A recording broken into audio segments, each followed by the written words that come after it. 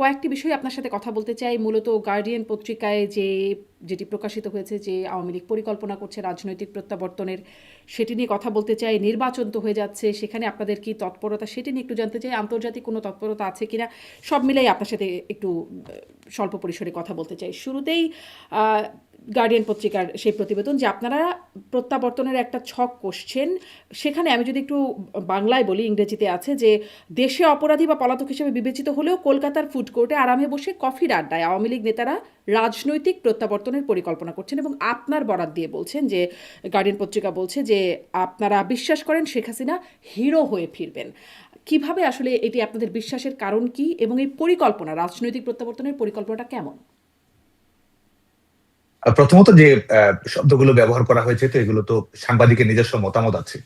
আর আমরা যেসব উদ্ধৃতি দিয়েছি, আওয়ামী লীগের নেতৃবৃন্দ যেসব উদ্ধৃতি দিয়েছে, সেসব দলের বক্তব্য। এখন কে কোন পার্সপেক্টিভ থেকে দেখবে সেটি গুরুত্বপূর্ণ। একটি হচ্ছে যে আওয়ামী লীগের রাজনীতি, আমাদের বাংলাদেশ ছাত্রলীগের রাজনীতি, এটি বাংলাদেশের গণমানুষ এবং দলের নেতাকর্মীরা তারাই নির্ধারণ করে যাচ্ছে। এবং প্রত্যাবর্তনের গল্প একটা হচ্ছে যে আওয়ামী লীগের নেতাকর্মীরা সংগ্রাম মুখর অবস্থাতেই রয়েছে। প্রত্যাবর্তন এই অর্থে যে আমাদের যে গণতান্ত্রিক বিজয়ের প্রত্যাশা আমরা করছি, সেটিকে কেন্দ্র করে বলা। আরেকটি হচ্ছে যে আমরা দৃঢ়তার সঙ্গে বিশ্বাস করি যে বাংলাদেশের যে রাজনৈতিক বাস্তবতা, বাংলাদেশের অভ্যন্তরীণ বিশেষ করে অস্থিতিশীলতা, অর্থনৈতিকভাবে বাংলাদেশের সম্পূর্ণভাবে ভেঙে পড়া, আইনের শাসন হীনতা এবং রাজনৈতিক যে ভারসাম্যহীনতা বাংলাদেশে তৈরি হয়েছে, উগ্রবাদের উত্থান তৈরি হয়েছে, এবং এর প্রত্যেকটি ক্ষেত্রে বাংলাদেশ যে চ্যালেঞ্জগুলো মোকাবেলা করছে, তার প্রত্যেকটি চ্যালেঞ্জ মোকাবেলায় আওয়ামী লীগ সভাপতি শেখ হাসিনার নেতৃত্বই পরীক্ষিত এবং ভিশনারি। যে কারণে আমরা বিশ্বাস করি যে শেখ হাসিনা চ্যাম্পিয়নের মতোই প্রত্যাবর্তন করবেন, শেখ হাসিনা একজন কামব্যাক হিরোর মতোই প্রত্যাবর্তন করবেন, এবং শেখ হাসিনা আসলে বাংলাদেশের গণতান্ত্রিক সংগ্রামের প্রতি এবং ভবিষ্যৎ যে স্থিতিশীল এবং অর্থনৈতিক সমৃদ্ধি যেটি বাংলাদেশের মানুষের চাওয়া, সেটি সেটি তিনি আপনারা নিশ্চিত আশা করবেন। করছেন, আরেকটি আশা করতেই পারেন, কিন্তু সেটি কিভাবে আর কি সেই কামব্যাক হিরো বলছেন, কিভাবে সেই হিরোর প্রত্যাবর্তনটা? একটি হচ্ছে যে আমাদের যে সংগ্রামটি রয়েছে, চলমান সংগ্রামের ধারাবাহিকতা, এবং যেটিকে আমরা সবচেয়ে গুরুত্বপূর্ণ মনে করছি সেটি হচ্ছে যে বাংলাদেশে একটা নিরপেক্ষ সরকারের অধীনে সকল দলের অংশগ্রহণে নির্বাচন অনুষ্ঠিত হওয়া। এটিকে আমরা মনে করি যে এটি শুধুমাত্র আওয়ামী লীগের রোডম্যাপ নয়, এটি বাংলাদেশের ডেমোক্রেটিক ট্রানজিশনের রোডম্যাপ। যে কারণে যেই প্রহসনের নির্বাচন যদি বাংলাদেশে অনুষ্ঠিত হয়, তাহলে আমরা মনে করি যে বাংলাদেশে কোনো বৈধ কর্তৃপক্ষ প্রতিষ্ঠিত হচ্ছে, বাংলাদেশের জনগণের কোনো প্রতিনিধি তৈরি হচ্ছে, সেটি মনে করার কোনো কারণ নেই। এবং এই সরকারের মেয়াদ আসলে তারা নিজেরা ঠিক করবে না, এই সরকারের মেয়াদ আসলে জনগণের আন্দোলন ঠিক করবে। যে কারণে আমরা মনে করি যে আমাদের যে সাংগঠনিক এই যে সরকার সক্রিয়তা, নয়, এই সরকার তো শেষ আওয়ামী হয়ে লীগের যাচ্ছে, এই সরকারের মেয়াদ তো শেষ আর 5 দিন, মানে তারপরে নির্বাচন হয়ে যাবে, তারপরে জাস্ট ক্ষমতার হস্তান্তর। কোন সরকারের মেয়াদ বলছেন? যে যেটি হচ্ছে সেটি হচ্ছে যে প্রহসনের নির্বাচনের মধ্য দিয়ে যারা ক্ষমতায় আসবে, এটা হচ্ছে যে অবৈধ যে ক্ষমতার আছে, সেই অবৈধ ক্ষমতা লাইসেন্সটা একটা নবায়ন হচ্ছে আসলে। কারণ এটি যেহেতু কোনো অন্তর্ভুক্তিমূলক এবং জনপ্রতিনিধিত্বমূলক ইলেকশনের মাধ্যমে সেই ফলাফলটি আসছে না। যে কারণে আমরা মনে করি যে আমাদের লড়াইটি তো আসলে একই, গণতন্ত্রের লড়াই। তো সেই লড়াইয়ে আমাদের অব্যাহত গণতান্ত্রিক সংগ্রাম, সাংগঠনিক সক্রিয়তা, জনগণের সঙ্গে সংযোগ এবং বাংলাদেশের রাজনীতির একটা অনিবার্য পরিণতি, আমরা মনে করি যে শেষ পর্যন্ত একটা সেদিকেই যাবে। এবং সেই পরিস্থিতির মাধ্যমেই দেশের অভ্যন্তরে গণতান্ত্রিক আন্দোলন, সাধারণ মানুষের সমর্থন, এবং সেটির প্রেক্ষিতে বাংলাদেশে যে বাংলাদেশের গণতন্ত্রের জন্য, বাংলাদেশের মানবাধিকার প্রতিষ্ঠিত করার জন্য এবং একই সঙ্গে উগ্রবাদ ঠেকানোর ব্যাপারে আমাদের শুধুমাত্র দেশীয় জনমত নয়, আমরা বিশ্বাস করি যে একটা পর্যায়ে আন্তর্জাতিক জনমত গুরুত্বপূর্ণ ভূমিকা রাখবে। অনেকগুলো প্রসঙ্গ আপনার কাছ থেকে আসলো, আমি একে একে আসি। আপনি বলছেন যে অবৈধ ক্ষমতার নবায়নের এই নির্বাচনটা, সেটাকে বলছেন যে যদি তাই হয়, আপনারা তো কয়েকবার এটা করতে পারলেন, তো এই সরকার এই অংশগ্রহণমূলক নির্বাচন না করে, মানে সেই অর্থে নবায়ন করতে পারবে না কেন? একবার কেন পারবে না আপনারা এতবার পারলে? দেখুন, প্রথমত হচ্ছে যে আমরা একটা পার্থক্য আমরা সবসময় স্পষ্ট করে বলি, সেটি হচ্ছে যে কোন নির্বাচনেই কারো অংশগ্রহণের নিষেধাজ্ঞা ছিল না। বিএনপি সহ অন্যান্য রাজনৈতিক দলগুলো কিন্তু সবসময় নির্বাচনের অংশগ্রহণের সিদ্ধান্তটি সবসময়ই তাদের জন্য উন্মুক্ত ছিল। আইনগত রাজনৈতিক কোনো ধরনের বিধিনিষেধ ছিল না। হুম হুম। আজকে কিন্তু বাংলাদেশে আওয়ামী লীগকে আপনি আইনগত নিষেধাজ্ঞার মধ্য দিয়ে নিয়ে আসছেন। এটি একটি। আরেকটি হচ্ছে যে আমাদের বাংলাদেশের যে বিদ্যমান রাজনৈতিক বাস্তবতা, যেই রাজনৈতিক বাস্তবতা আসলে আমরা বিশ্বাস করি যে একটা অন্তর্ভুক্তিমূলক নির্বাচনের মাধ্যমে সেটার সমাধান করতে হবে। বাংলাদেশের মানুষের চাওয়া যদি দেখেন, বাংলাদেশের মানুষ একটা ভারসাম্যমূলক রাজনীতি চায়। হুম। মানুষের একটি হচ্ছে যে আপনি আওয়ামী লীগের বিরুদ্ধেও তো আপনার ভোট দেওয়ার অধিকার আছে। তো আজকে অবস্থাটা তো এমন দাঁড়িয়েছে যে আপনার আওয়ামী লীগের বিরুদ্ধে জনগণ ভোট দিবে, সে অধিকারটিও কিন্তু বাংলাদেশের জনগণের কাছ থেকে কেড়ে নেওয়া হয়েছে। যে কারণে আমাদের ভবিষ্যৎমুখী হতে হবে, এবং আমরা যদি টেকসই সমাধান চাই তাহলে সেটির মাধ্যমে আসলে সমাধানটা সুনিশ্চিত করতে জি, হবে। সাদ্দাম, দুটি বিষয়ে। একটা হচ্ছে আপনি বলছেন ভারসাম্যমূলক রাজনীতি চায় বাংলাদেশের মানুষ। সেটা কি এই এখন চাওয়া শুরু করলো? মানে আপনারা যখন ছিলেন তখন চাইতো না, এক। এবং আপনি বলছেন পার্থক্য যে এই নির্বাচনের সাথে আপনাদের সময়ের নির্বাচনের পার্থক্য হচ্ছে আপনারা কোনো দলকে, মানে আওয়ামী লীগ কোনো দলকে নিষিদ্ধ করে নাই সেই সময়। কিন্তু আপনি আমার জানা মতে আইনের ছাত্র। ডি ফ্যাক্টো আর ডি জুর বলে একটা ব্যাপার আছে। আইনগতভাবে নিষিদ্ধ করেন নাই, কিন্তু মানে কার্যত বস্তুত তারা আসলে নির্বাচন করেও খুব লাভ হচ্ছিল না। ফ্যাক্টটা এরকমই ছিল। যদি 18 নির্বাচনের কথা আপনার নিশ্চয়ই বারবার রেফারেন্সে আসছে, আন্তর্জাতিক গণমাধ্যমগুলোতেও এই বিষয়গুলো উঠে আসছে, এখনও আসছে। তো একই তো ব্যাপার না, আপনারা আইনগতভাবে না করলেও কার্যত কোনো লাভ হবে না নির্বাচন করে। করেন নির্বাচন কিন্তু লাভ হবে না, ব্যাপারটা তো এরকমই। না, প্রথম কথা হচ্ছে যে সমস্যাটি যদি এটি হয়ে থাকে যে অন্তর্ভুক্তিমূলক ইলেকশন না হওয়াটা বাংলাদেশের একটা সমস্যা, কিংবা হুম। ক্ষমতার পরিবর্তন যেটি সাংবিধানিক প্রক্রিয়ার মাধ্যমে সত্যিকারের স্বচ্ছ নির্বাচনের মাধ্যমে হওয়া উচিত, এটি যদি সমস্যা হয়ে থাকে এবং এ ব্যাপারে যদি জাতীয় মতৈক্য তৈরি হয়, তাহলে সমাধান এটি নয় যে আপনি একটি একতরফা ইলেকশনের দিকে যাবেন। সমাধানটি হচ্ছে যে অন্তর্ভুক্তিমূলক সমস্যা, অন্তর্ভুক্তিমূলক রাজনীতির ব্যবস্থা করাটাই হচ্ছে সবচেয়ে জরুরি সমাধান। তার মানে কিন্তু আপনি সমস্যাটাকে পাশ কাটিয়ে সমস্যাটা আর বাড়াচ্ছেন না। তার মানে আপনি যে রাজনীতিটা করছেন এটা কিন্তু বাংলাদেশের মানুষের নয়, বরং আপনার যে দলীয় স্বার্থান্ধ রাজনীতি আছে সেটা সেটাকে যেন আপনি সামনের দিকে টেনে নিয়ে যেতে পারেন, সেই লক্ষ্যেই কিন্তু আপনি আপনার রাজনীতিকে এগিয়ে নিয়ে যাওয়ার চেষ্টা করছেন। এটি সবচেয়ে বড় সুস্পষ্ট পার্থক্য বলে মনে করি। আরেকটি হচ্ছে যে এই নির্বাচনগুলো নিয়ে প্রশ্ন আছে, নির্বাচনগুলোতে কিন্তু বিএনপি অংশগ্রহণও করেছে, এবং বিএনপির এই 2018 সালের নির্বাচনে অংশগ্রহণ করা, সেটির একটা দুপুরবেলা তাদের প্রত্যাশা ছিল যে নির্বাচনে ভালো ফলাফল হবে, এই বাস্তবতাগুলোও কিন্তু আছে। এবং আমরা মনে করি যে এই সব বাস্তবতা এবং বাংলাদেশের এই 2024 সালের 5 আগস্ট পরবর্তী যে বাস্তবতা, সেখানে যে যে ধরনের ফ্যাসিবাদী রাজনৈতিক ব্যবস্থা রাষ্ট্রীয়ভাবে, আইনগতভাবে রাষ্ট্রীয় প্রতিষ্ঠানের মাধ্যমে একটি দলকে দমন পীড়ন, হুম। নির্যাতন নিষ্পেষণের মাধ্যমে এবং জনগণের কণ্ঠরুদ্ধ করার মধ্য দিয়ে যে পরিস্থিতির দিকে যাচ্ছে, সেটি আমরা মনে করি যে গণতন্ত্রের যদি আপনি কোনো প্যারামিটার দেখেন, তাহলে আসলে অতীতের সমস্ত রেকর্ডই আসলে বর্তমান ব্যবস্থাটি ভেঙে ফেলেছে। জি। আর আপনি কি মনে আমরা করেন, যদি আপনি বলছিলেন যে স্থিতিশীলতা চাই, আমরা অন্তর্ভুক্তিমূলক নির্বাচন না হওয়াটাই যদি সমস্যা হয়ে থাকে, তাহলে সেই সমস্যার দিকে, মানে সমাধানের দিকে যাওয়া হচ্ছে না আপনার ভাষ্যমতে, যেটি আপনি বলছিলেন। মানে আপনারা কি তাহলে ওই জায়গাটা অ্যাকনলেজ করে আগাতে চাইবেন যে আসলে আপনারা অন্তর্ভুক্তিমূলক নির্বাচনটা না করার কারণে ভারসাম্যটা নষ্ট হয়েছে এবং ভারসাম্য আনার জন্য এখন অন্তর্ভুক্তিমূলক নির্বাচনটা প্রয়োজন? আপনারা কি এতটুকু অ্যাকনলেজ করে সামনের দাবিটা করেন?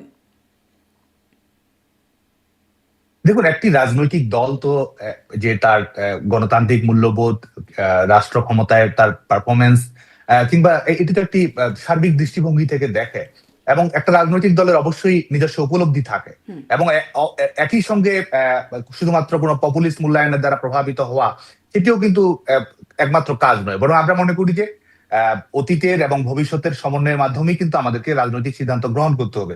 সে কারণে আমাদের একটা নিজস্ব বিবেচনাবোধ, মূল্যায়ন তো অবশ্যই আছে, কিন্তু একই সঙ্গে আমি এটি পরিষ্কারভাবে বলতে চাই যে আওয়ামী লীগ রাজনৈতিক দল হিসেবে এবং আওয়ামী লীগ সরকার হিসেবে তারা আমাদের গণতন্ত্রকে টেকসই করা, প্রাতিষ্ঠানিকীকরণ করা, এবং রাজনৈতিক দলগুলো যেন নির্বাচনে অংশগ্রহণ করে সে ব্যাপারে আন্তরিকতার পরিচয় দিয়েছে। এবং গণতন্ত্রকে যদি আপনি সাকসেসফুল করতে চান, সেটির দায় সরকারের যেমন আছে, অন্যান্য রাজনৈতিক দলগুলোর আছে। এখন দায়িত্বের লঙ্ঘনটি পরিস্থিতি কে ঘটিয়েছে, কে এই ক্ষেত্রটি তৈরি করেছে, জনগণের কাছে কিন্তু এই প্রশ্নের উত্তর মানুষকে দিতে হবে। এবং সেই সেই পরিপ্রেক্ষিতে আমি মনে করি যে আওয়ামী লীগের গণতন্ত্রের ট্র্যাক রেকর্ড এটি আশা জাগানিয়া, এবং তাদের যে প্রমিসটা রয়েছে, এটাও আমি মনে করি যে আমাদের রাজনীতির একটা বাড়তি উপাদান। জি। এই যে মানে সেই প্রশ্নটাই যে আপনারা আসলে ওই সমস্যাটা চিহ্নিত করতে পারছেন কিনা বা ওই জায়গাটা অ্যাকনোলেজ করছেন কিনা, আপনি আপনার মতো করে একটা ব্যাখ্যা দিলেন। এই বিষয়ে আসলে খুব স্পষ্ট করে কেউ ভুল স্বীকার করার যে জায়গাটা, বা 5ই আগস্টের আগে যে ঘটনা সেটির ব্যাপারে খুব স্পষ্ট করে অনুশোচনা বা অনুতপ্ত হবার জায়গাটা, সেটি খুব একটা আপনাদের মধ্যে নেই। সেটি গার্ডিয়ান বলছে যে খুব অল্প কিছু মানুষই ভুল স্বীকার করেন। তার মধ্যে রেফার করছেন তানভীর শাকিল জয়, তিনিও সাবেক এমপি আওয়ামী লীগের। তাকে রেফার করছেন যে তিনি স্বীকার করছেন যে আমরা অথরিটেরিয়ান বা স্বৈরাচারী বা কর্তৃত্ববাদী হয়েছিলাম। আমার অনুষ্ঠানেও কয়েকজন নেতা, যেমন হাবিবে মিল্লাত সাবেক এমপি, তিনি বলেছিলেন জনপ্রিয়তা হারিয়েছিলেন বলেই এই অবস্থায় হয়েছিল। মানে আপনারা এই যে মাঝে কেউ কেউ বলছেন, এটাকে আপনারা আসলে কিভাবে দেখেন? কেউ কেউ বলছেন, আবার বেশিরভাগ অংশ বলছেন না। না, এটি কিন্তু আজকে দেখুন যে আজকে আপনি যদি 5 আগস্ট পরবর্তীতে আওয়ামী লীগের সকল পর্যায়ের নেতৃত্বের কথা যদি বলেন, জুলাই আগস্টের ঘটনাকে অ্যাড্রেস করা থেকে শুরু করে প্রত্যেকটি বিষয়ে আওয়ামী লীগ কিন্তু দায়িত্বশীলতার পরিচয় দিয়েছে।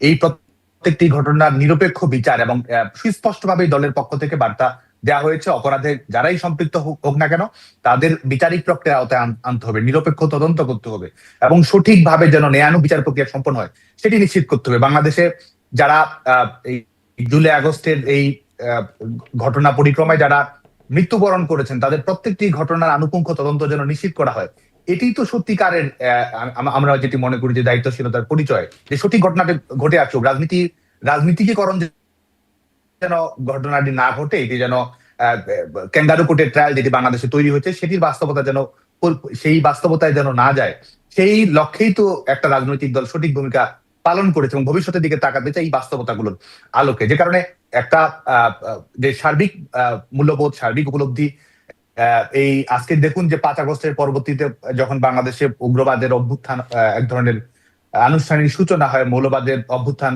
হয় বাংলাদেশে, তো সেটি নিয়ে তো অবশ্যই আমাদের উপলব্ধি রয়েছে এবং এই আমাদের রাজনৈতিক সিদ্ধান্তগুলো নিয়ে তো অবশ্যই নিজস্ব মূল্যায়ন রয়েছে। আর আরেকটি হচ্ছে যে দুঃখবোধ, অনুতাপ, অনুশোচনা, এই যে শব্দ শেষ করুন, এই যে বিষয়গুলো ব্যবহার করা হয়, প্রথম কথা হচ্ছে যে মানুষকে রায় দেওয়ার সুযোগ দিতে হবে। আজকে কে দুঃখিত হবে, কে লজ্জিত অনুভব করবে, কার কতটুকু দায় রয়েছে, এটি তো এক ধরনের বায়বীয় বিষয়। এই সিদ্ধান্ত যে আপনি কিভাবে গ্রহণ করবেন, এক গণতান্ত্রিক সিদ্ধান্ত মানুষকে নেওয়ার সুযোগ দিতে হবে। আর যদি ন্যায় বিচারের প্রক্রিয়া আপনি অবলম্বন করতে চান তাহলে সেই নিরপেক্ষ ন্যায়ানুগ বিচার প্রক্রিয়া আপনাকে নিশ্চিত করতে হবে। তো এই দায়িত্ব যারা পালন করছে না তাদেরই তো আমি মনে করি যে তাদেরই আসলে নিজেকে প্রশ্ন করা উচিত যে তারা সঠিক কাজটি করছে কিনা। এই যে নিরপেক্ষ বিচার, এটা আসলে তো একটা খুবই সুন্দর শব্দগুচ্ছ, কিন্তু এটি আসলে কিভাবে সম্ভব, কোন সময় সম্ভব? আপনারা এখনকারটা নিরপেক্ষ মানেন না, আপনাদের সময় যে বিচারগুলো হয় সেগুলো আবার মানে যারা বিরোধী পক্ষ ছিল তারা মানেন নাই, তাহলে কি হলে আমরা বলবো আসলে নিরপেক্ষ? দেখুন, এখানে তো সুস্পষ্ট ভাবেই মনে করার, আপনি যখন দেখবেন যে আপনাকে ইন্ডেমনিটি দেওয়া হচ্ছে, আপনি ন্যায় বিচারের কথা বলছেন, তা আপনি ইন্ডেমনিটি কেন দেবেন? আপনি সুনির্দিষ্ট একটি গোষ্ঠীকে, একটা রাজনৈতিক দলের সঙ্গে যারা সম্পৃক্ত কিংবা একটা তাদের ভাষায় একটা রাজনৈতিক গতিপথ তারা নির্ধারণ করতে চেয়েছে এবং তারা এক ধরনের কনফেশন দিয়েছে, স্বীকারোক্তি দিয়েছে, তারা পুলিশ হত্যা, থানা লুট, এই সরকারি অবকাঠামোতে আক্রমণ, এই কাজগুলো করেছে। আপনি যখন ইন্ডেমনিটি দিচ্ছেন তখন তো আপনি ন্যায় বিচারের কোনো ধারণা আপনি রাষ্ট্র হিসেবে রাখছেন না। আপনি এটি তো আজকে শুধুমাত্র আমাদের ধারণা, এটি তো ফ্যাক্ট যে এই দখলদার সরকার তারা এক ধরনের ইন্ডেমনিটি দিয়েছে। তারা যদি ন্যায় বিচারে বিশ্বাস করে তো হোক, সমস্ত কিছু একটা ন্যায় বিচারের প্রক্রিয়ার মধ্য দিয়ে হোক, এটি তো একটি বড় দৃষ্টান্ত যে নিরপেক্ষ বিচারের ধারণা তারা রাখছে না। দ্বিতীয় বিষয় হচ্ছে যে এই যে কোর্টের আপনি বিচার প্রক্রিয়াটি দেখেছেন, এখানে যাদের বিরুদ্ধে রায় দেওয়া হচ্ছে তাদেরকে কোনো আইনজীবী নিয়োগ দেওয়া হচ্ছে, তাদের কোনো ধরনের মতামত প্রদান করার কোনো সুযোগ থাকছে নাকি কোনো ধরনের বিচারিক যে প্রক্রিয়া অবলম্বন করছে? আইনজীবী নিয়োগ করবে মানে তার জন্য তো একটা লিগ্যাল প্রসিডিওর আছে। যদি আগে থেকে শুরুতেই এই আদালতকে মানি না বলে তার মধ্যে অংশ না নেয় একটি পক্ষ, মানে আসামি পক্ষ, তাহলে কিভাবে আসলে অংশগ্রহণ করবে বা আইনজীবী দেবে বা মতামত দেবে কিভাবে? একটি হচ্ছে যে এই যে আইসিটি ট্রাইব্যুনাল যেটি গঠন করা হয়েছে, আপনি জানেন যে এটি আইনগত ভাবেও কিন্তু বেআইন। কারণ এটি একটি হচ্ছে যে যুদ্ধাপরাধীদের বিচার, মানবতা বিরোধী অপরাধীদের বিচার কার্যক্রম সম্পন্ন করার জন্য আমাদের মুক্তিযুদ্ধের প্রেক্ষাপটে এটি করা হয়েছিল। সে কারণে এই আইন কিন্তু এই আইনকে কভার করার মতো কোনো ধরনের আইনি যুক্তি কিন্তু নেই। দ্বিতীয় বিষয় হচ্ছে যে অধ্যাদেশের মাধ্যমে এটি করা হয়েছে। সেই আপনি জানেন যে অধ্যাদেশকে আপনি যখন পার্লামেন্টে অনুমোদন দিবেন সেটি আইন হিসেবে অনুমোদন পাবে। এর আজকে এই বিচারিক কার্যক্রম পরিচালনা করা হচ্ছে একটি অধ্যাদেশ দিয়ে এবং যেটি বাংলাদেশের কোনো পার্লামেন্টে এখন অনুমোদন দেওয়া হয়নি, অথচ সর্বোচ্চ বিচারিক দণ্ড সহ আনুষঙ্গিক সমস্ত প্রবিধান কিন্তু বাস্তবায়ন করা হচ্ছে।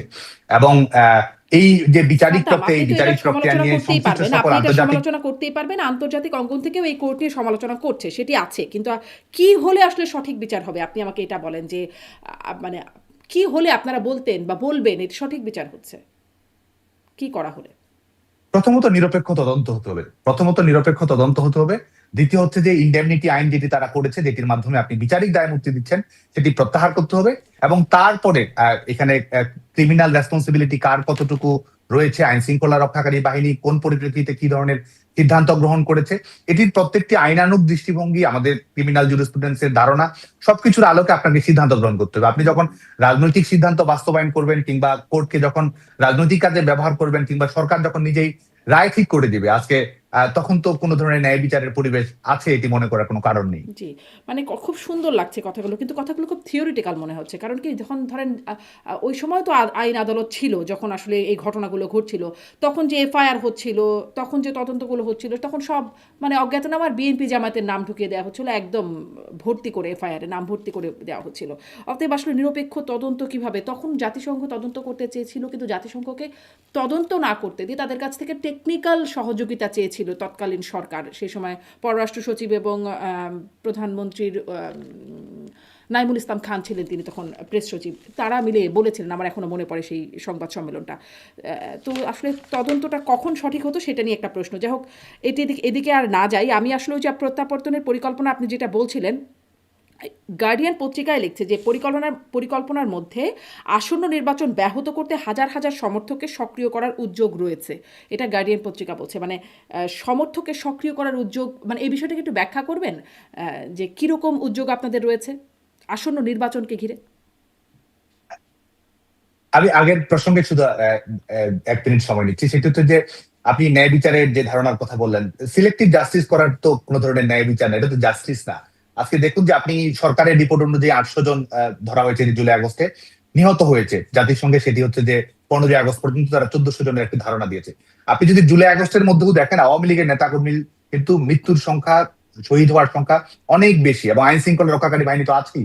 এবং 5ই আগস্টের পর থেকে 15ই আগস্ট আপনি যদি জাতিসংঘ থেকে আন্তর্জাতিক মানদণ্ড অনুসরণ করেন, সেখানেও কিন্তু আওয়ামী লীগের দলীয় নেতাকর্মী নিহত হওয়া, মৃত্যুবরণ করা এবং আগুন দিয়ে পুড়িয়ে মারার অসংখ্য ঘটনা ঘটেছে। এবং কারাগারের এবং 8 আগস্টে যখন এই দখলদার সরকার গঠন করে, তারপর থেকে তো শুধুমাত্র কারাগারের অভ্যন্তরেই 200 শতাধিক মানুষ মৃত্যুবরণ করেছে এই বিচার বহির্ভূত হত্যাকাণ্ডে। তো আপনি যদি বিচার করতে চান, তাহলে তো সমস্ত কিছুর বিচার করতে হবে। আপনি কোনোটার বিচার করবেন, কোনোটার বিচার করবেন না, এটা তো ন্যায় বিচার হতে পারে। আপনি সকল কিছুর বিচার করুন, এবং যে কোনো আইনের শাসনের মুখোমুখি হওয়ার সক্ষমতা অবশ্যই আমাদের আছে। আর আপনি যেটি আপনি যে দ্বিতীয় বিষয়টি দ্বিতীয় বিষয়টি আমি আবারও জানতে বলছি চেয়েছেন, আপনাকে, সেটি হচ্ছে দ্বিতীয় যে বিষয়টা আমাদের আমি আবারও আপনাকে বলছি, কিন্তু এই সময়ের বিচারের সমালোচনা করছেন। আমি আসলে প্রশ্নটা ওখানেই করছিলাম, আপনাদের সময়ের যে বিচার ব্যবস্থাটা শেষ এর দিকেও যেটি হচ্ছিল, এই প্রসঙ্গে যেটি হচ্ছিল, সেটার উপরেও মানুষ আস্থা রাখতে পারছে না, যার ফলেই আসলে প্রশ্ন যে কি হলে বা কখন আসলে ন্যায় বিচারটা পাওয়ার সুযোগ হতো। জি, এখন কি আপনি পরের প্রশ্নে আসতে চান? আমি কি প্রশ্নটা করব? হ্যাঁ, হ্যাঁ, আমি আমি আসলে দ্বিতীয় প্রশ্নে আসতে পারি। প্রশ্ন করছিলাম যে পরিকল্পনার মধ্যে যে এইটি গার্ডিয়ান বলছে যে হাজার হাজার সমর্থককে সক্রিয় করার উদ্যোগ রয়েছে, এই বিষয়টি একটু ব্যাখ্যা করবেন, কিরকম ভাবে সমর্থকদের সক্রিয় করার উদ্যোগ? এটি তো গার্ডিয়ানের ভাষা, আচ্ছা। গার্ডিয়ান তার নিজস্ব দৃষ্টিভঙ্গি থেকে এটি লিখেছে। আরেকটি হচ্ছে যে আমাদের আহ, এই আওয়ামী লীগের কৌশলটি কি। আজকে দেখুন যে আওয়ামী লীগ যে কৌশলটি গ্রহণ করছে রাজনৈতিক দল হিসেবে, এটি কি দায়িত্বশীল, এটি কি গণতান্ত্রিক, এটি শান্তিপূর্ণ কিনা। আপনি যদি নিরপেক্ষভাবে বিচার বিশ্লেষণ করেন, আমাদের আপনি নির্বাচন নিয়ে আলোচনা করছিলেন, তুলনামূলক বিশ্লেষণ করছিলেন। 2014 সালে নির্বাচনে যখন বিএনপি জামায়াত আহ, অংশগ্রহণ করার সুযোগ থাকা সত্ত্বেও যখন অংশগ্রহণ না করে, তখন কিন্তু গোটা বাংলাদেশকে বার্ন ইউনিটে পরিণত করা হয়েছিল। সহস্রাধিক মানুষ আক্ষরিক অর্থে মৃত্যুবরণ করেছিল, অসংখ্য মানুষ আহত হয়েছিল, এবং বাসে যারা মারা গিয়েছিল তারা কিন্তু কোন নির্দিষ্ট দলের কর্মী সমর্থক সেটি নয়, বাংলাদেশের মানুষ মারা গিয়েছিল। আজকে বিপরীতে দেখুন, আওয়ামী লীগের উপর বেআইনি নিষেধাজ্ঞা দেওয়া হয়েছে, যেটি বিএনপির উপর সহ অন্যান্য রাজনৈতিক দলের উপর কখনো প্রয়োগ করা হয়নি। দমন পীড়ন, নির্যাতন চালানো হচ্ছে। কারাগারের অভ্যন্তরে 120-এর অধিক জামায়াতের শুধুমাত্র উপর নিয়মিত নিষেধাজ্ঞা দেওয়া সংসদ হয়েছে। সদস্য তারা আছে। ক্যাঙ্গারু কোর্টের ট্রায়াল দেওয়া হচ্ছে। এই পরিস্থিতিতে আওয়ামী লীগ কিন্তু গণতান্ত্রিক রাজনৈতিক দল এবং গণমুখী রাজনৈতিক দল। বাংলাদেশের মানুষের জনমতের উপর ভিত্তি করে আওয়ামী লীগ রাজনৈতিক সমস্যার সমাধান করতে চায়। আওয়ামী লীগ গণ আন্দোলন গড়ে তুলতে চায় মানুষের সমর্থনের উপর ভর করে। যে কারণে কিন্তু আওয়ামী লীগের কৌশলটাকে আজকে দেখুন যে ইলেকশনকে, এই প্রহসনের ইলেকশনকে কেন্দ্র করে আওয়ামী লীগ বর্জন করার আহ্বান জানাচ্ছে, আওয়ামী লীগ বয়কট করার আহ্বান জানাচ্ছে, আওয়ামী লীগ মানুষের যে গণতান্ত্রিক অধিকার আছে সেটি প্রয়োগ করার আহ্বান জানাচ্ছে, এবং রাজনৈতিক পরিস্থিতি, সাধারণ মানুষকে জিম্মি করা রাজনীতি আওয়ামী লীগ কিন্তু সেই পথ আচ্ছা, অনুসরণ করেন। এবং একদমই। আপনারা আজকে এই যে এত ধরনের বয়কট ঘাত করার আহ্বান প্রতিঘাত। জানাচ্ছেন, সাদ্দাম হোসেন যে বয়কট করার আহ্বান জানাচ্ছেন, আপনাদের তো স্লোগানই আছে নো ভোট নো ভোট। আমি আসলে এটাও প্রশ্ন করতে চাই আপনাকে যে এই আহ্বানে আপনারা কি সাড়া পাচ্ছেন বা পাবেন বলে মনে করেন সামনের নির্বাচনে? কারণ জরিপও একটা দেখছিলাম, সেখানে বলা হচ্ছে যে 48.2% আওয়ামী লীগ ভোটারদের 48.2% ভোট যাবে বিএনপিতে, জামাতে যাবে 29.9%, এনসিপিতে 6.5% এবং আরও টুকটাক অন্যান্য জায়গায় যাবে আর কি। এই একটা হচ্ছে পরিসংখ্যান বলছে বা জরিপের ফল বলছে। আল জাজিরা এক্সপ্লেনেশন সেখানে একটা প্রতিবেদনে দেখছিলাম একজনকে একটা সমৃদ্ধা তার একজন তাকে উদ্ধৃত করে বলা হচ্ছে যে ভোট যদি তিনি দিতে নাও চান তাহলে তাকে বলা হবে যে তিনি আওয়ামী লীগের সমর্থক, ফলে সমস্যা আছে, ফলে সেই বিবেচনায় হলেও তাকে ভোট দিতে যেতে হবে। মানে নানান রকম বাস্তবতা। আওয়ামী লীগের নেতাকর্মীরা অনেকেই, আজকেই পড়ছিলাম পত্রিকায়, যে মাথার উপর ছাতা দরকার, ফলে তারা প্রচারণা চালাচ্ছেন, কেউ কেউ ধানের শীষে প্রচারণা চালাচ্ছেন, প্রচারণা চালাতে চালাতে আবার জয় বাংলাও বলে ফেলছেন কেউ কেউ। এই হচ্ছে অবস্থা। তাহলে মানে আপনাদের ডাকে সারা মিলবে? একটি হচ্ছে যে জরিপের কথা যদি বলি, আজকে বাংলাদেশের যে বাস্তবতা আছে, কেউ একজন সাধারণ মানুষের কাছে জানতে চাবে এবং সে সরাসরি আওয়ামী লীগকে সমর্থন করে কিংবা আওয়ামী লীগকে সমর্থন করে ভোট বর্জন করবে, এই এই এটি যদি বলে, তার কিন্তু বেঁচে থাকার গ্যারান্টিটা নেই, তার কিন্তু চাকরিটা থাকবে না, তার কিন্তু সার্টিফিকেটটা থাকবে না। তো এই বাস্তবতার মধ্যে দম বন্ধ করা পরিবেশের মধ্যে জরিপে সত্যিকারের পরিবেশ, প্রকৃত পরিস্থিতি কিন্তু জানা সম্ভব নয়। বিশেষ করে আওয়ামী লীগের ভোটারদের দৃষ্টিভঙ্গি, সমর্থকদের দৃষ্টিভঙ্গি যদি আপনি জানতে চান বাংলাদেশে, সেই বাস্তবতা আসলে নেই। আরেকটি হচ্ছে যে আজকে ভোটের যে পরিবেশ যদি দেখেন, এটি হচ্ছে যে আজকে ভোটের ভোটের যে এটি এক ধরনের পরিস্থিতিটা দাঁড়িয়েছে, এটা এক ধরনের ঘরোয়া টুর্নামেন্ট বিএনপি জামায়াত এবং এনসিপির মধ্যে। এটি বিএনপি জামায়াত এনসিপির একটা যৌথ কাউন্সিলের মতো। আজকে সাধারণ মানুষের এই নির্বাচন নিয়ে কতটুকু আগ্রহ রয়েছে সেই প্রশ্নটি কিন্তু আছে। আপনি গ্রামে গঞ্জে শুধুমাত্র আমাদের নয়, আপনি যদি নিরপেক্ষ বিশ্লেষক আমরা তাদের বক্তব্য যখন শুনি, অনেকেই বলে তারা কিন্তু গ্রামে গঞ্জে সাধারণ মানুষের মধ্যে ভোটের কোনো কিন্তু আগ্রহ দেখার কোনো ন্যূনতম আগ্রহ দেখতে পাচ্ছে না। যে দুটি ভোট কিন্তু তারা যখন করছে, ধরেন একটি গণভোটের প্রচারণায় প্রশ্ন। যাচ্ছেন যখন তারেক রহমান বা জামাতের আমিররা যখন যাচ্ছেন, তখন বিশাল একটা জনগোষ্ঠী আসছেন, মানে সেই সমাবেশে অনেক জনবহুল হয়ে উঠছে। সেটাও তো হচ্ছে, স্লোগানে স্লোগানে মুখরিত হচ্ছে, সেরকম পরিস্থিতিও তো দেখা যাচ্ছে। দেখুন, একটা রাজনৈতিক দলের আপনি যদি কর্মসূচি দেন, আপনি যদি ভোট ছাড়াও কোনো কর্মসূচিতে যান, বিএনপি সহ অন্যান্য রাজনৈতিক দল, সেখানে তো জমায়েত, এটি স্বাভাবিক একটি বিষয়। সেখানে কর্মী সমর্থক তারা তো স্বাভাবিকভাবেই থাকবে। তো এটির সঙ্গে বাংলাদেশে 18 কোটি মানুষের দেশে এটির মাধ্যমে কোনো রাজনৈতিক দলের সমর্থন, ভোটের প্রতি আগ্রহ আছে কি নেই, এটি তো প্রমাণ করতে পারবেন। একটা জেলা সব সব শহরেই যখন যায়, একটা জমায়েতে যদি 50,000 মানুষ থাকে, সেই জেলা শহরে মানুষ রয়েছে 10 লাখ, 15 লাখ, 20 লাখ। তো সেটির মাধ্যমে আসলে আপনি রাজনৈতিক জনসমাবেশে কর্মী সমর্থক, একটা নির্দিষ্ট দলের যারা কর্মী রয়েছে, বিভিন্ন পর্যায়ের সমর্থক রয়েছে, নেতা রয়েছে, তারা তো সেখানে সমবেত হবেই। তো এটি তো আর বাংলাদেশের জনগণ কি ভাবছে, পথে প্রান্তরে কারা কি আছে, কতজন অংশগ্রহণ করতে চাচ্ছে, সেটি নিয়ে তো নেই। আরেকটা হচ্ছে যে বাংলাদেশের সেটির খবর মানুষ আপনারা কি করে পাচ্ছেন? এই সেটির নির্বাচন খবর নিয়ে কোনো আপনারাই ধরনের বা কোনো কিভাবে আগ্রহ নেই। পাচ্ছেন? কারণ হচ্ছে যে হুম, বলছিলাম যে হ্যাঁ, সেটি তো বাংলাদেশের রাজনৈতিক পরিস্থিতি, নিরপেক্ষ বিশ্লেষকদের মন্তব্য।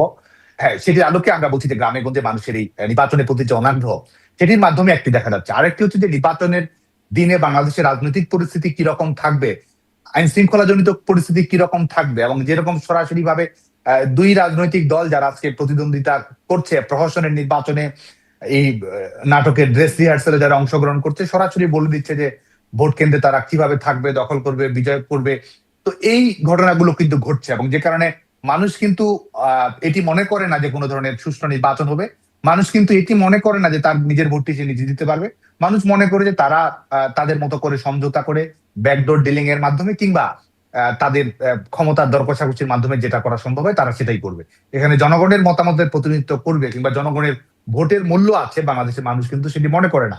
এবং আমরা যেটি বিশ্বাস করি যে এই বয়কট ক্যাম্পেইন, এই বর্জনের ক্যাম্পেইন এবং বাংলাদেশের মানুষের যে নিজস্ব বিবেচনা বোধ, সেই বিবেচনা বোধ থেকে আমরা স্পষ্টভাবে বলতে পারি যে যতই তারা জোট চুরি করুক, কারচুপি করুক, যতই তারা জাল ভোট, ভুয়া ভোট দেখাক, যতই তারা পোস্টাল ব্যালটের মাধ্যমে কেলেঙ্কারি করুক, তারপরও আমরা স্পষ্টতই বলতে পারি যে শুধুমাত্র কৃত্রিম সংখ্যা দেখানো ছাড়া বাংলাদেশের মানুষ এই নির্বাচনে অংশগ্রহণ করবে না। আচ্ছা, সেটি আপনার বিশেষ এবং আপনার মূল্যায়ন, আপনি বলছিলেন। কিন্তু নির্বাচন হয়ে যাবে, ক্ষমতায় চলে আসবে একটি দল, তারপর? দেখুন, এটি তো আমরা স্পষ্ট করে বলছি যে এটি চলমান যে অবৈধ ক্ষমতা, সেই অবৈধ ক্ষমতাকে আরো নতুন করে সামনে নিয়ে আসা, কিংবা যারা হুম, অবৈধভাবে ক্ষমতা দখল করে আছে তাদের মধ্যে মিউজিক্যাল চেয়ারের পরিবর্তন করার মতো বিষয়। আমরা যেটি বিশ্বাস করি সেটি হচ্ছে যে মানুষের ক্ষমতা মানুষের কাছে ফিরে দিতে হবে, বাংলাদেশের মানুষকে রায় দেওয়ার সুযোগ তৈরি করে দিতে হবে, এবং সেটির জন্য আমরা গণতান্ত্রিক সংগ্রামের কোনো বিকল্প দেখি না। এবং সেটি আমাদের জন্য, আমাদের দলের সার্ভাইভালের জন্য সেটি নয়, এটা বাংলাদেশের গণতন্ত্রের সার্ভাইভালের জন্য এটি জি। এই জরুরি, যে গণতান্ত্রিক কারণে আমরা সংগ্রামের সেটাতেই কথাই ফোকাস করছি। জি, সাদ্দাম হোসেন এই গণতান্ত্রিক সংগ্রামের কথা বিএনপি এতদিন বলেছে এবং তারা ১৭ বছর ধরে বলেছে তারা গণতান্ত্রিক সংগ্রাম করেছে। আপনারা কি মনে করেন আপনাদের এই গণতান্ত্রিক সংগ্রামটা কত দীর্ঘ হবে?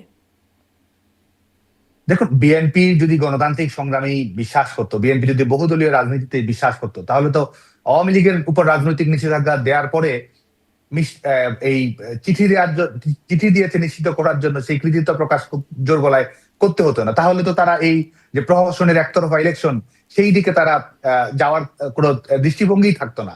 নিজেদের মধ্যে ক্ষমতার ভাগ বাটোয়ারা করা জনগণের কাছে না গিয়ে, এবং প্রধানমন্ত্রী হওয়ার আগেই ক্রাউন প্রিন্সের মর্যাদা নিয়ে আহ রাজনৈতিক এবং প্রশাসনিক কর্মকাণ্ড পরিচালনা করার বাস্তবতা থাকতো না। যে কারণে গণতন্ত্রের পরীক্ষায় তো তারা উত্তীর্ণ হয়নি। গণতন্ত্রের পরীক্ষায় তারা উত্তীর্ণ হতো যদি তারা এই এক ধরনের অন্তর্ভুক্তিমূলক রাজনীতির প্রশ্নটিকে সামনে রাখতো এবং এটির প্রশ্নে অটল থাকতো। এবং আমরা যেটা বিশ্বাস করি যে আমাদের যে আপনারা কি গণতান্ত্রিক বিএনপিকে চলমান লড়াই আপনাদের চেয়ে সংগ্রাম খুব ভালো রয়েছে। মনে করেন জনাব সাদ্দাম হোসেন, যে আপনাদের চেয়ে অনেক ভালো একটা দল বিএনপি, নীতি নৈতিকতা সব দিক থেকে, মানে আপনারা যদি এরকম করে টিকে যেতে পারেন, তো বিএনপি কে কেন আশা করেন যে তারা আসলে আপনাদেরকে ছাড়া অন্তর্ভুক্তিমূলক না হলে তারা নির্বাচনে যাবেন না বা সরকারের দায়িত্ব নেবেন না? এটি কেন মনে করেন?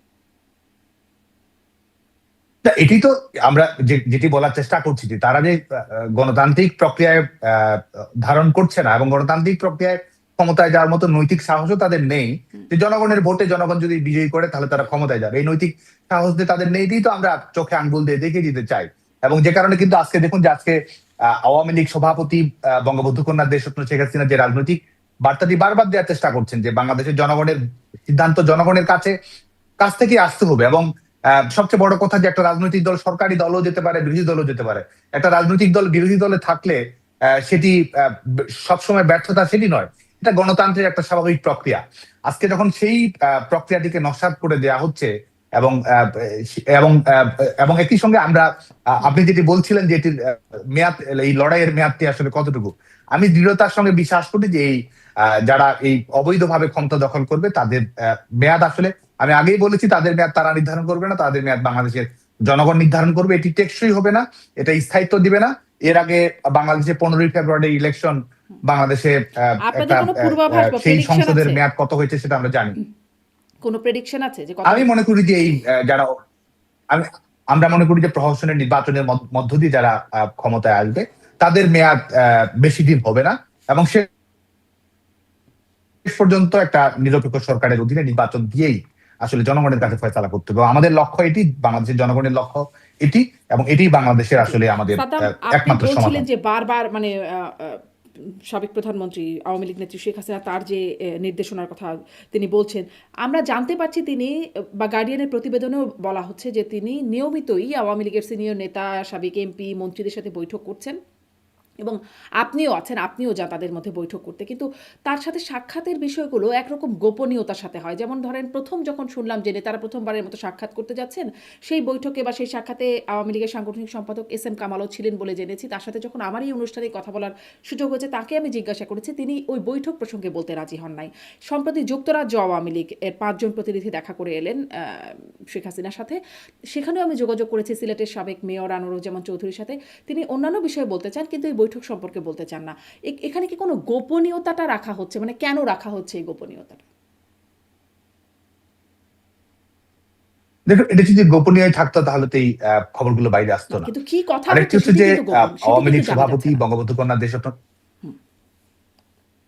দেখুন, রাজনৈতিক বার্তা তো আমরা প্রত্যেক মুহূর্তেই, আওয়ামী লীগ সভাপতি নিজেই রাজনৈতিক বার্তা দিচ্ছেন, আওয়ামী লীগের অফিসিয়াল পেজ থেকে তিনি সরাসরি বার্তা দিচ্ছেন। দলের বক্তব্য তো প্রত্যেক মুহূর্তে পরিষ্কার করা হচ্ছে, দলের বক্তব্যের মধ্যে তো কোনো ধরনের কোনো গোপনীয়তা নেই।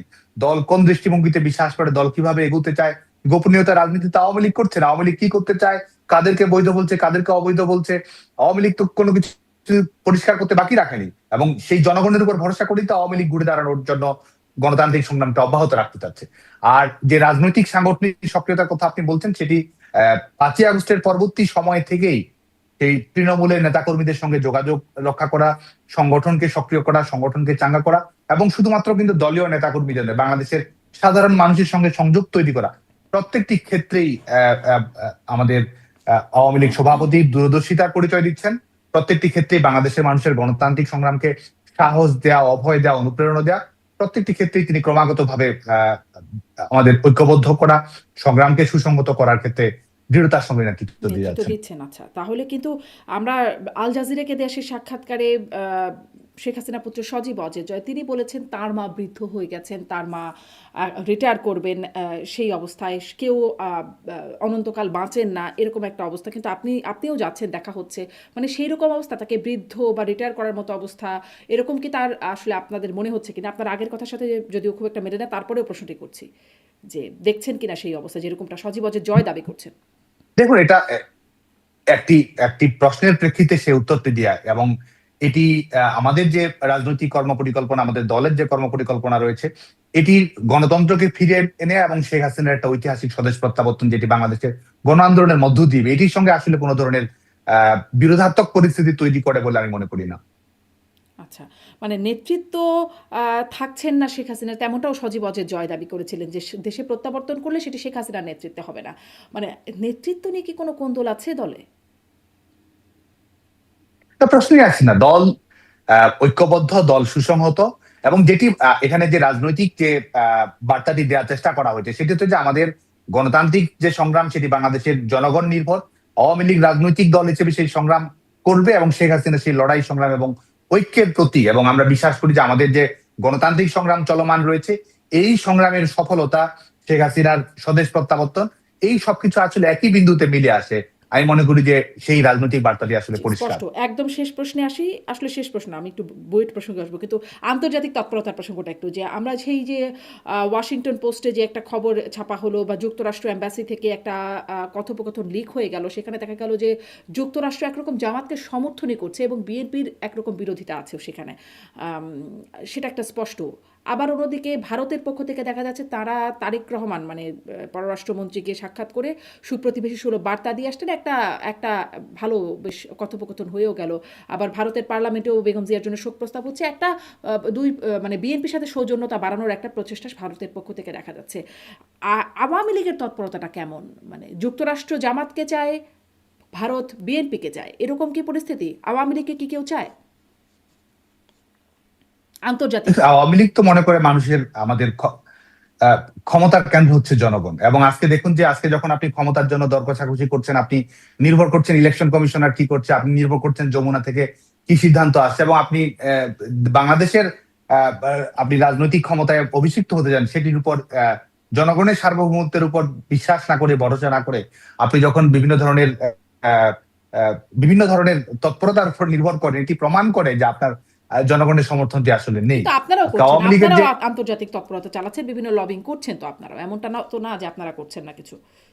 দেখুন, একটা রাজনৈতিক দলের যে সংগ্রাম, সেই সংগ্রামটি জনগণকে কেন্দ্র করে, এবং সেই সংগ্রামটিকে কেন্দ্র করেই কিন্তু রাজনৈতিক দলের কর্মকাণ্ড আবর্তিত হচ্ছে। আওয়ামী লীগ সেটিতেই ফোকাস করছে, এবং বাংলাদেশের অভ্যন্তরে মানবাধিকার লঙ্ঘনের ঘটনা, যেটি তো আমরা মনে করি যে সেটি আহ সাম্প্রদায়িক সহিংসতার ঘটনা, গণতন্ত্র হরণের ঘটনার ক্ষেত্রে যেন একটা আন্তর্জাতিক জনমত গড়ে ওঠে, আন্তর্জাতিক জনমতকে প্রাধান্য দেয়া, সেটিকে ফ্যাসিলিটেট করা, সেই লক্ষ্যে একটা রাজনৈতিক দল, আধুনিক রাজনৈতিক দল অবশ্যই ভূমিকা রাখে। কিন্তু অবশ্যই আমাদের রাজনৈতিক আন্দোলনই আমাদের গণতান্ত্রিক সংগ্রামের মূল চাবিকাঠি। কিন্তু সেই ভূমিকাটা কি সফল হচ্ছে আপনাদের, সেই ভূমিকাটা? কারণ ওই যে সেই মানে অনানুষ্ঠানিক বা পর্দার পেছনে যে আলোচনাগুলো হচ্ছে, সেগুলোতে তো এক একটা দলের প্রতি এক একটা সুপার পাওয়ারের সমর্থন অনেকটা স্পষ্ট হচ্ছে। সেখানে আপনাদের মানে সেই ভূমিকা, লবিংয়ের ভূমিকা বা তৎপরতার ভূমিকা কতটা সফল হচ্ছে? আপনাদেরকে কি কেউ চাইছে?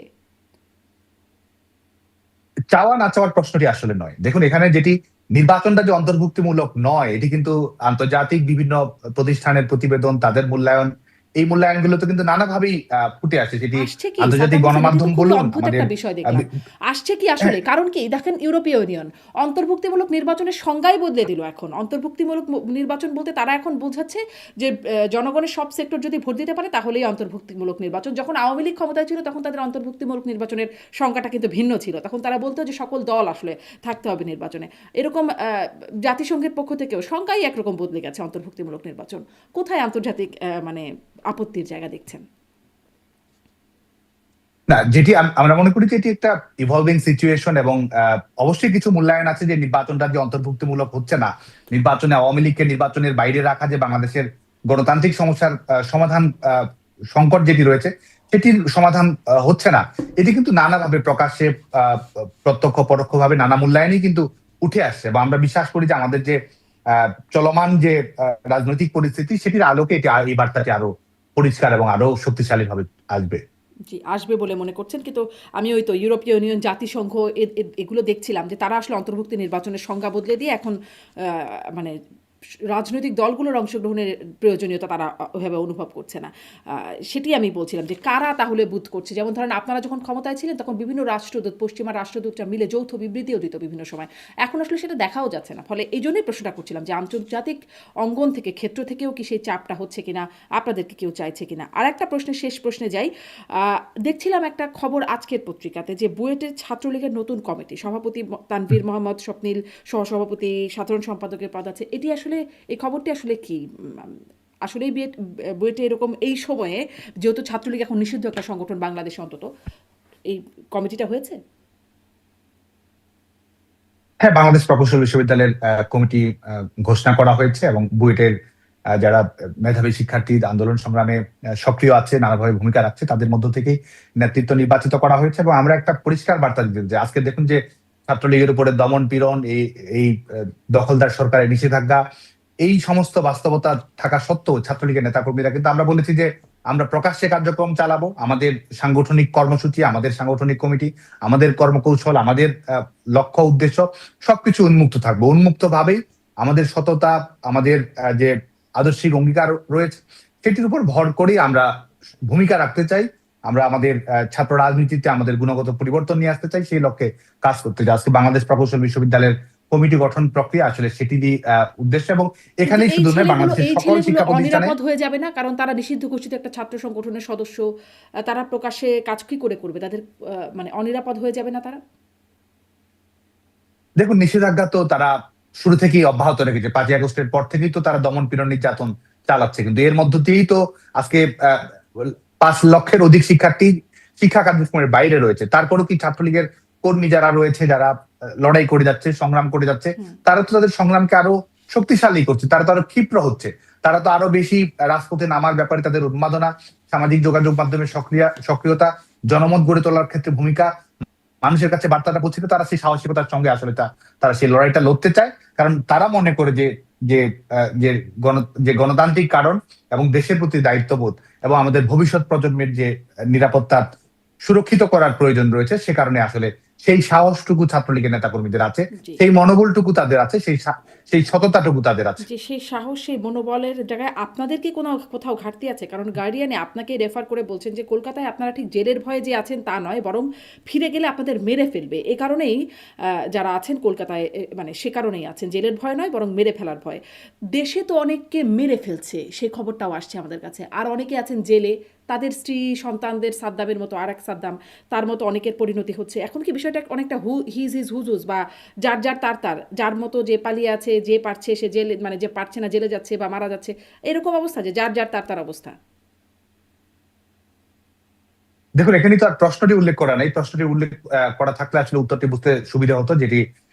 যেই প্রশ্নের প্রেক্ষিতে উত্তরটা দেয়া, সেটি হচ্ছে যে আমি ব্যাখ্যা করেছিলাম 5ই আগস্টের পরে কি পরিস্থিতির মধ্যে আমাকে থাকতে হয়েছিল, এবং আমি প্রাথমিকভাবে কার্যক্রম পরিচালনা করা, দেশের অভ্যন্তরে থাকার নিরাপত্তা, আইনগত সুবিধা, এমনকি জেলের ভিতরে নিরাপত্তা থাকবে কিনা, এটি আমি মূল্যায়ন করার চেষ্টা করছিলাম। এবং যখন আমার রাজনৈতিক অবস্থার আলোকে, মূল্যায়নের আলোকে এটি মনে হচ্ছিল যে সেই কোনো ধরনের, এমনকি জেলের ভিতরে নিরাপত্তা কিংবা আইনগত কোন ধরনের সুরক্ষা কিংবা স্বাভাবিক কার্যক্রম পরিচালনা করার মতো ন্যূনতম বাস্তবতা থাকা, সেটি থাকলে সেটি থাকলে এই দেশের বাইরে আসার প্রশ্নটা আসতো না। যখন আসলে হত্যার বিষয়টি একটা সামষ্টিক একটা পরিস্থিতি তৈরি হয়ে দাঁড়িয়েছিল, সেই পরিপ্রেক্ষিতে আসলে দেশ ত্যাগ করতে হয়েছে। এটি ছিল আসলে প্রশ্নের প্রেক্ষিতে পূর্ণাঙ্গ উত্তর। জি, এটাতে গার্ডিয়ানের উত্তরটা বলছেন। কিন্তু ওই যে আমি এটাও জিজ্ঞাসা করছিলাম যে আপনারা পেরেছেন, তারা আসলে দেশ ত্যাগ করেছেন বা পালিয়েছেন, যারা পেরেছেন। আর যারা পারেন নাই তারা দেশে আছেন, জেলে আছেন, অনেকে মারা যাচ্ছেন, অনেকে আসলে হত্যাকাণ্ডের শিকার হচ্ছেন। এরকমটা একটা পরিস্থিতি, এই বাস্তবতা আসলে আছে। এটাই আমি জিজ্ঞাসা করছিলাম। তাহলে কি এখন হিজ হুজুর, যার যারটা শেষে দেখছে যে কেউ জেলে যাচ্ছে, কেউ আসলে মারা যাচ্ছে, আর যারা পারছেন দেশের বাইরে আছেন?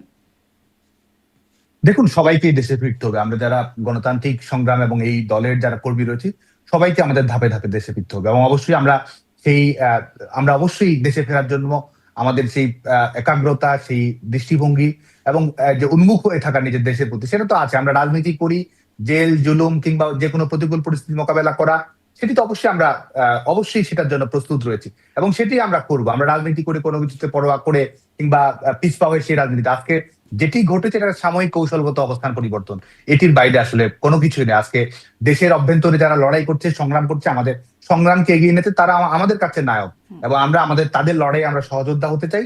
এবং আমরা আজকে দেশের অভ্যন্তরে, দেশের বাইরে থেকে যারা যেখানে যেভাবে কাজ করতেছে, সেই ঐক্যবদ্ধ কাজটিকে যেন আরো দৃঢ় করা যায়, সুসংহত করা